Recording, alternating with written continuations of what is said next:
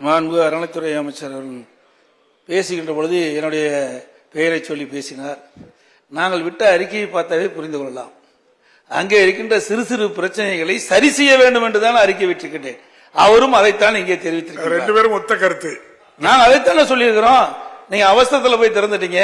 இந்த சிறு சிறு பிரச்சனைகள் எல்லாம் தீர்த்து முழுமையான அடிப்படை வசதிகளை பயணிகளுக்கு செய்து கொடுத்து திறக்கப்பட்டிருந்தால் இந்த பிரச்சனை வந்திருக்காது.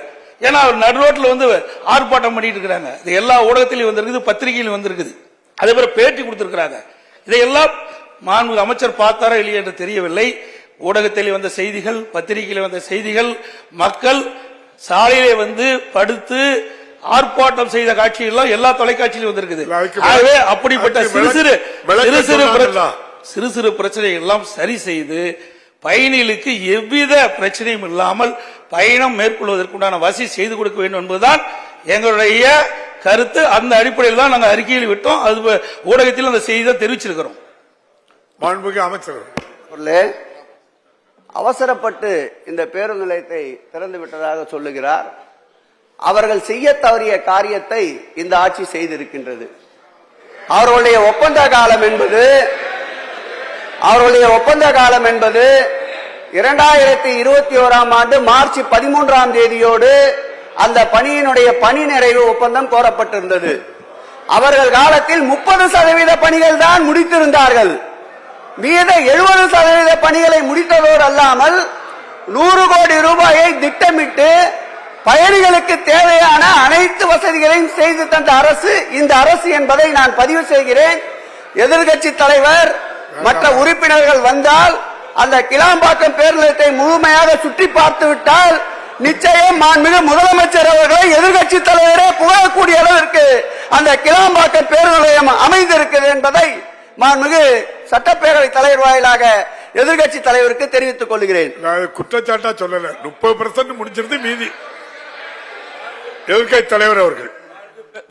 மாண்புமிகு பேரவைத் தலைவர் அவர்களே, நாங்கள் விட்ட அறிக்கை ஊடகத்தின் வாயிலாக குறிப்பிட்டதெல்லாம் அங்கே இருக்கின்ற பயணிகள் சொல்லுகின்ற கருத்தின் அடிப்படையில் தான் நாங்கள் வெளியிட்டோம்.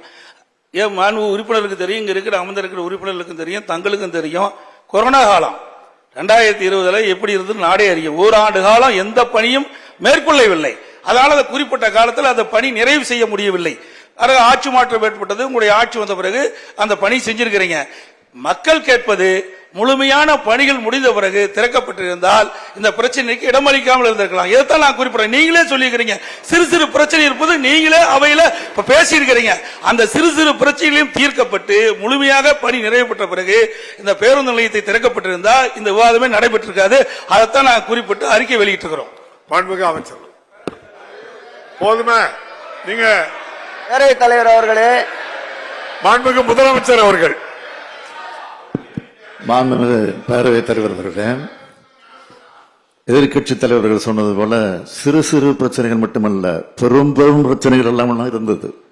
அதையும் தீர்த்து வைத்து தான் திறந்து வைத்திருக்கிறோம்.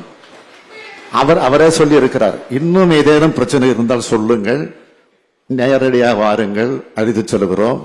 நீங்கள் சொல்லுகிற குறைகளை கூட நாங்கள் தீர்த்து வைக்க காத்திருக்கிறோம் என்றுதான் பெருந்தமையாக சொல்லி இருக்கிறார்.